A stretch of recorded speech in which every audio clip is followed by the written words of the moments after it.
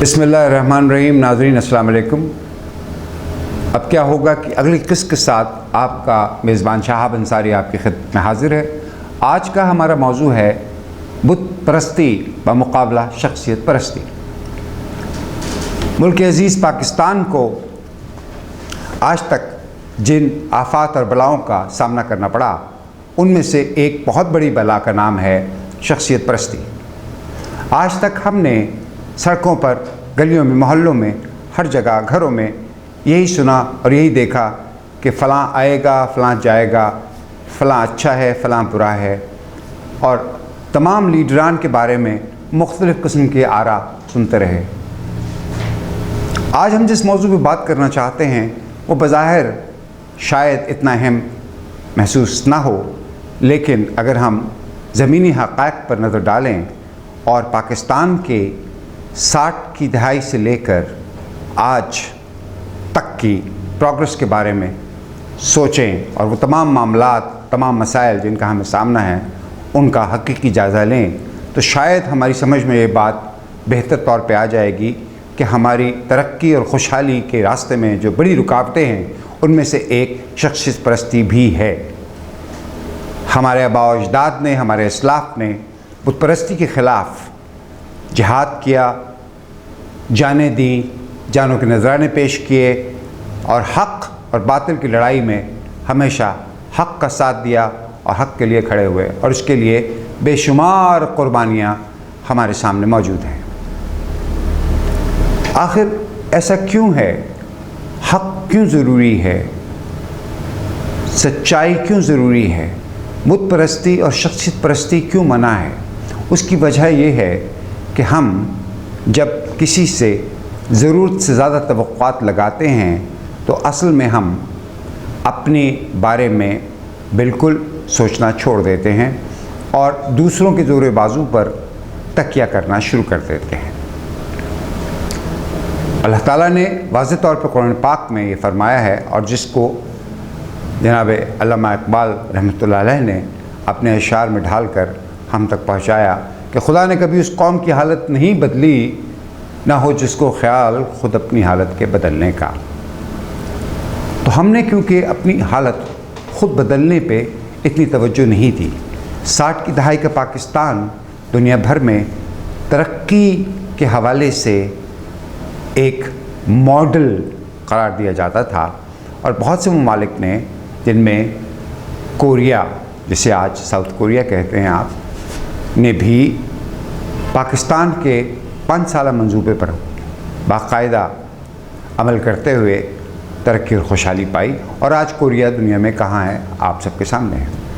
70 की दहाई में जनाब ज़ुल्फ़िकार अली भुट्टो साहब, उनके दौर में नई जहतें, नई बातें, नए पहलू सामने आए। फिर 80 की दहाई में, और उसके बाद फिर 90 की दहाई में जो कुछ हुआ वो हम सबके सामने है कि हम कई स्टेप्स पीछे चले गए, और उसके बाद फिर पीछे जाने का सिलसिला मुस्तकिल और मुतवातर हो गया। जनाब हज़रत अली करमल्लाह वजहू का ये बयान है। आपने फरमाया है कि कोई माशरा कुफ्र पे तो कायम रह सकता है, नाइंसाफ़ी पे कायम नहीं रह सकता। तो शख्सियत परस्ती से मुराद ये है कि हम किसी एक शख्सियत को अपना सब कुछ समझते हुए अंधाधुन उसकी तलक़ीद करते हुए उसके पीछे आंखें बंद करके भेड़ों की तरह चल पड़ते हैं, और आखिर में जब वो हमारी तक़वात पे पूरा नहीं उतरता तो हमें ना सिर्फ ये कि माशी, रूहानी और उसके साथ साथ अखलाक़ी झटका लगता है, हमारा मोरल भी डाउन हो जाता है बहैसियत कौम के। मेरिट धज्जियाँ उड़ाई गई, इंसान की जान व माल कोई हिफाजत नहीं, नौकरियां नापैद हैं। हर साल हज़ारों डॉक्टर और इंजीनियर निकल के आ रहे हैं मुख्तलिफ़ इदारों से, लेकिन जब वो बाहर आते हैं इतनी मेहनत के बाद तो या तो सिफारिश करवानी पड़ती है या रिश्वत देनी पड़ती है, और उसके बाद कहीं जाके उनको नौकरियां मिलती हैं, और उन नौकरियों को भी कोई भरोसा नहीं होता, क्योंकि अगर एक मखसूस हुकूमत के दौरानिए में उनको नौकरियां मिली तो उस हुकूमत के जाने के बाद वो नौकरियां भी ख़तरे में पड़ जाती हैं। हमारे यहाँ शख्सियत परस्ती इस हद तक पहुँच चुकी है कि मैंने बहुत से लोगों को कहते सुना कि जनाब अल्लाह ताला बड़ा रहीम व करीम है, बड़ा गफ़्फ़ार है, जब वक्त आएगा जब अल्लाह के हजूर पेश होंगे अल्लाह से माफ़ी मांग लेंगे, अल्लाह ताला हमें माफ़ कर देगा।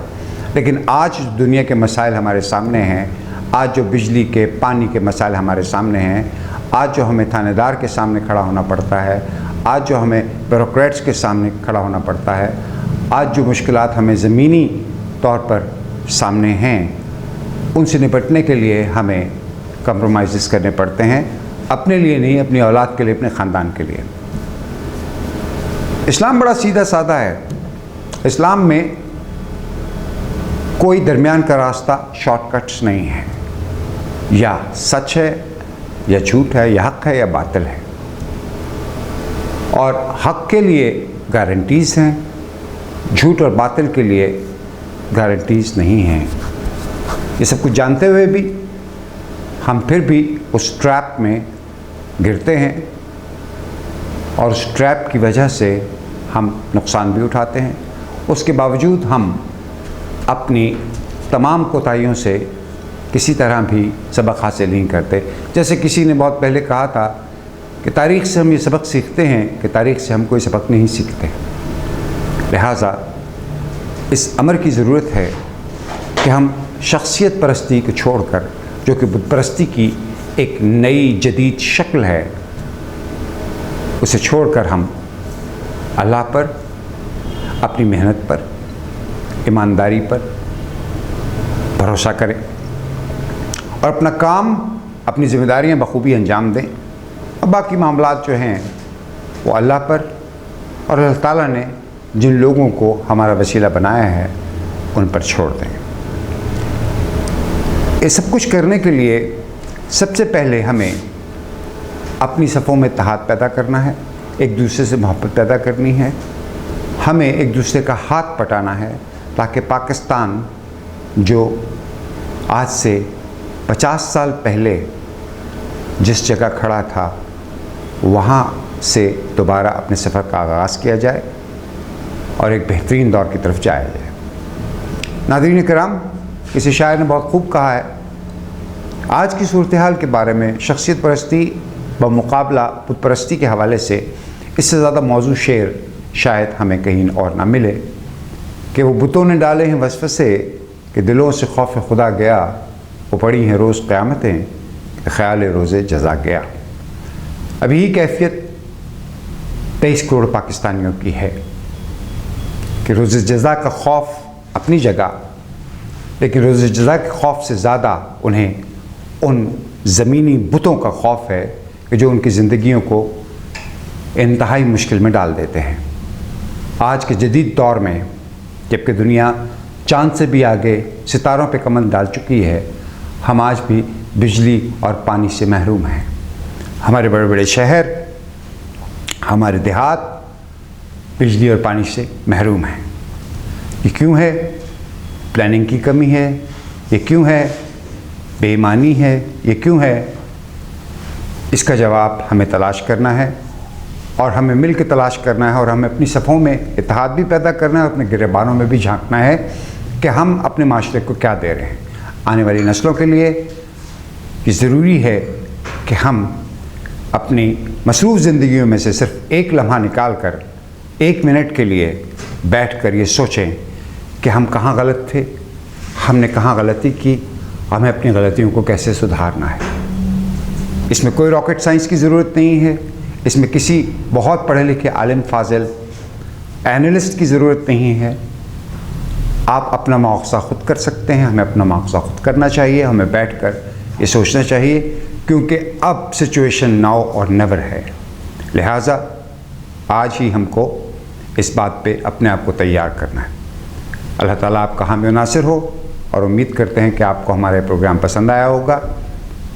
अगली किस्त के लिए हमें इजाज़त दीजिए और उससे पहले हमारे चैनल को लाइक करना और सब्सक्राइब करना न भूलिएगा।